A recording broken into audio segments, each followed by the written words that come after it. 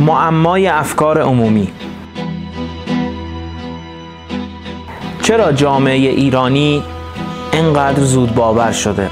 چرا رسانه به راحتی میتونه افکار عمومی ایران رو فریب بده؟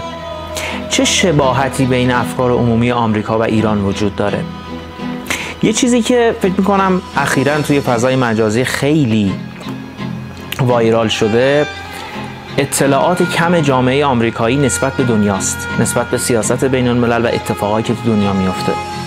حتما دیدین کلیپ هایی رو که پرچم ژاپن رو به مردم آمریکا نشون میدن توی خیابون و میگن برای کدوم کشور نمیدونن. ازشون میخوان که ساعت عقربه‌ای بخونن، خیلیاشون نمیتونن بخونن. چرا جامعه آمریکایی اینقدر نسبت به جهان اطرافش سوادش کمه؟